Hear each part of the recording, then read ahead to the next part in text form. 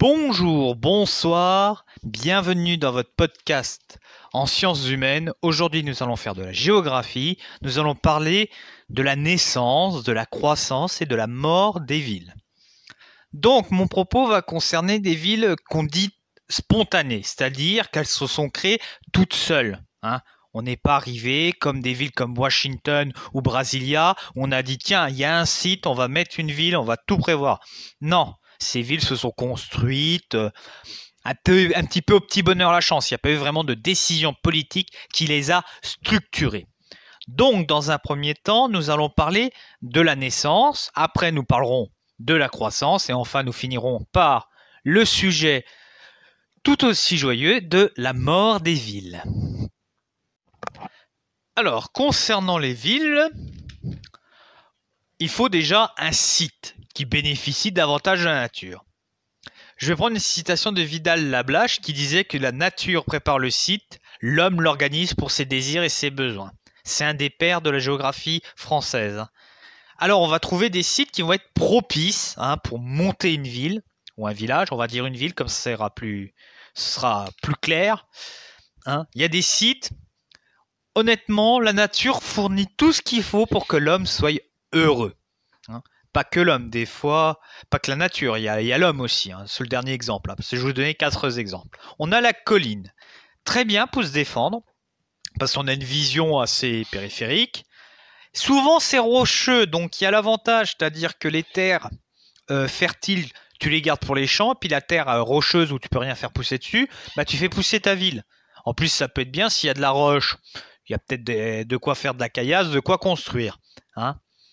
Bon, l'inconvénient, c'est qu'il faut monter le matériel, parce que c'est bien beau de mettre une ville en hauteur. C'est très bien. Il n'y a pas de souci.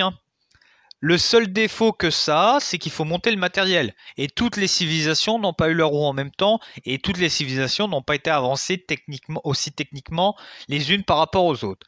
Alors, comme ville, on a l'Acropole qui a été construite comme ça, à Athènes. Voilà, Athènes est au départ une ville haute. Il y a aussi Toulouse. On a les rivières et les fontaines. C'est défensif. Alors, s'il y a une colline, c'est parfait, quoi. T'as la colline, tu mets ta ville, il y a la rivière en dessous, c'est le bonheur. Mais la rivière et la fontaine peuvent avoir d'autres avantages. La fontaine, ça peut être très bien si les sources d'eau sont réputées pour faire des cures et tout cela. Rivière ou fleuve, pour le commerce, ça peut être très, très avantageux. L'inconvénient, c'est qu'il y a des risques d'inondation. Bon, quand une rivière déborde, elle déborde toujours d'un côté. Donc, il vaut mieux construire la ville au bon endroit. Il y a aussi des problèmes d'invasion, parce que des fois, ta rivière, il y a des gens qui remontent la rivière, ils voient ta ville, ils n'ont aucune envie, c'est de la détruire. Donc, il vaut mieux la construire sur un côté, parce qu'autrement, si la rivière passe au milieu, une petite inondation, une invasion, t'as plus de ville. Bon. On a comme exemple de ville qui a été construite près d'une rivière, Paris. Mais bon, comme Paris fait toujours mieux que tout le monde, elle s'est construite sur les deux côtés. On a la route. La route permet le développement. Le croisement de diverses routes ou chemins permet, lui, la naissance d'une ville. Et oui, parce que tu as 2 axes qui se croisent et qui sont une jonction et qui ça te permet d'accéder à divers endroits. C'est très avantageux pour le commerce. Par exemple, tu prends l'exemple de Dijon qui est sur un axe pas mal, qui permet d'accéder à la plaine du Rhin et à la plaine du Rhône, l'axe nord-sud. Et puis concernant l'ouest-est, tu as accès à Paris, la Suisse. Bon, c'est très bien. Lyon, c'est très bien aussi, parce que tu as accès au sud de la France, tu as accès à l'est de l'Europe, tu as accès au nord. Donc c'est très bien, ça te permet de faire de l'échange. Et puis ça te permet d'avoir une utilité, quoi. Avoir une ville à cet endroit-là, tu peux être utile parce que à l'époque, c'est pas comme aujourd'hui où ça met moins de 8 heures pour le transport. Des fois, ça met plusieurs jours, donc avoir une petite ville pour faire une pause, pour réparer les animaux un petit peu fatigués et les hommes, ça peut être utile. Problème, faut être sur un axe qui bouge. C'est très important. Parce que si ça ne bouge pas, t'as beau être au croisement, s'il n'y a rien qui se croise, ça te sert à rien. Dernier élément, lui, est plus humain, c'est le château ou l'église. Car le pouvoir agglomère. La personne a des richesses, on se met vers la personne qui a des richesses. Problème, t'as des richesses, t'as des jalousies. T'as des jalousies, t'as la guerre. Et autant vous dire que les villes qui sont en bas des châteaux, ou au pied des châteaux, c'est celles qui ramassent en premier. Hein. Faut être totalement honnête. Hein. Ces villes-là prennent extrêmement cher. On a comme exemple Castelnau, on en a d'autres, mais voilà, c'est celle qui est marquée sur ma fiche. Alors, je vais vous parler maintenant de la croissance des villes. L'élément de croissance peut être le même élément que la naissance, et des fois, ça peut différer. Souvent, on parle de fonction urbaine ou d'activité. Par exemple, Vichy a eu des sources qui ont permis à la ville de naître et qui a grandi avec ça. Paris, au départ, est une île où les gens se sont réfugiés. Après, le fait qu'elle devienne la grande ville qu'on connaît lui a permis de grandir. La fonction urbaine est le rôle caractéristique de chaque ville. Hein, comme je vous ai dit, c'est le synonyme d'activité. Il y a des villes militaires, fortifiées, celles qui font du commerce, d'autres qui font des foires, au croisement, hein, fameux croisement. Il y a des infrastructures, des transports, des sièges sociaux. Et il y a certaines villes qui ont dû descendre de leur colline, comme Toulouse, hein, qui était une ville haute et qui est un petit peu descendue. Hein. Des fois même, l'élément de naissance peut gêner la croissance. Marseille avec ses collines. Bah, quand Marseille s'est agrandi, bah, on n'a pas pu pousser les collines. Donc il a fallu qu'on se développe un petit peu ailleurs, par exemple à Aix. Aix-la-Provence. L'élément de croissance n'est que humain. Alors, on a le commerce, hein, le plus fréquent. Il y a un rôle d'échange qui assure la richesse des villes. Hein. Pour qu'il y ait le commerce, il faut qu'il y ait deux régions différentes. Par exemple, la région A vend du blé, la région B vend du fromage. Bah, il y a possibilité d'échange. Si les deux vendaient du blé, bah, tu vas pas vendre du blé à un gars qui a déjà du blé. Hein. On a l'exemple, par exemple, du limage auvergnat. Hein. Les villes occupent les bordures de la montagne, ça permet un échange. Montagne pleine. Besançon, contact entre Jura et Saône. La localisation géographique peut avoir une influence. Par exemple, avec les villes portuaires. Eh oui, tu es situé près de la mer ou près d'une rivière, parce qu'il peut y avoir des ports fluviales, ça aide. Hein. Il y a aussi l'industrie, hein, qui peut avoir son rôle dans la croissance. Hein. Ce qui permet de refaire les cartes. Hein. Par exemple, la Grande-Bretagne qui avait des villes du sud qui étaient très riches au niveau de l'agriculture, bah, qui sont devenues très pauvres parce que le nord s'est développé avec l'industrie. Hein. On a Clermont-Ferrand aussi qui s'est développé avec l'industrie. Hein. Autrement, on a un autre élément, c'est la communication. Hein. Si on a une route, un aéroport, une gare, hein. Par exemple, Saint-Bertrand de Comminges, qui était une grande cité romaine, et qui avait un évêché d'une certaine taille, qui avait quand même une certaine importance, elle a refusé le chemin de fer. Bah, elle a été dépassée. Hein. Il y a toutes les villes qui tirent l'avantage d'être liées à une escale, par exemple, ce qui permet du flux de touristes et puis de gagner des choses. Par exemple, Chamonix. Hein. On y a implanté une station de sport, on y a implanté une gare. Bah aujourd'hui, Chamonix est une ville prospère. Hein. Donc le tourisme a un rôle très important dans la communication. Hein. Hein. Parce que ça permet... Là, on est toujours dans cette idée d'échange.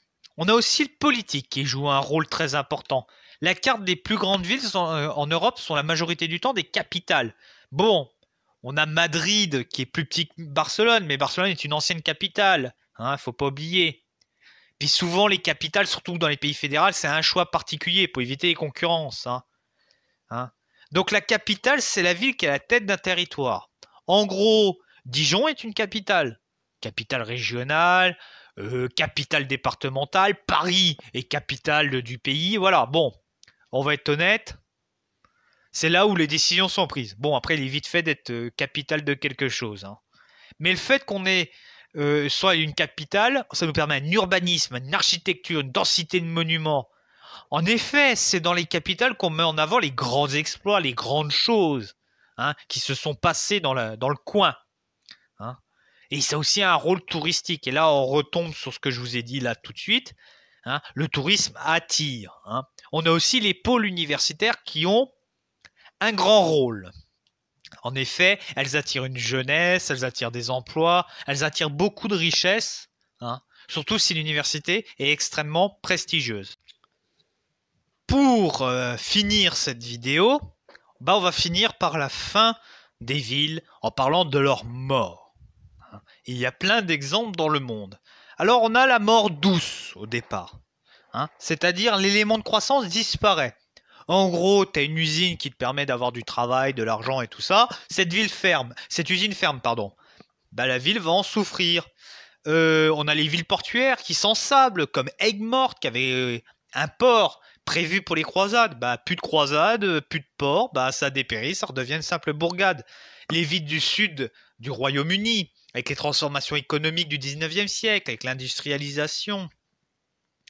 Donc, on a un nouveau phénomène, les villes qui se désurbanisent, qu'on appelle les shrinking cities. Oui, anglais LV1. Alors, les villes qui rétrécissent sur 3 plans. Démographique, c'est-à-dire les gens partent.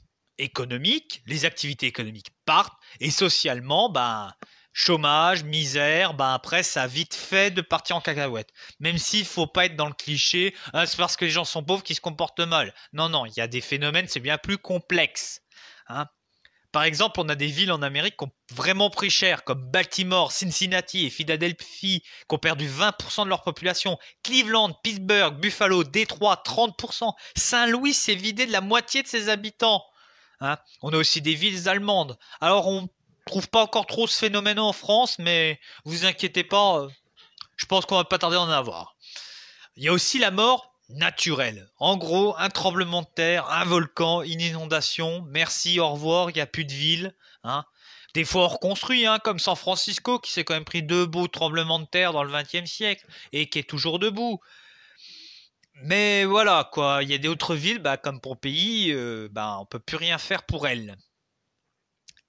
Dernier exemple, la mort violente. Alors là, l'homme. L'homme est très efficace. Quand il s'agit de faire de la destruction, il n'y a pas à dire. L'homme, c'est vraiment le meilleur pour ça. Hein.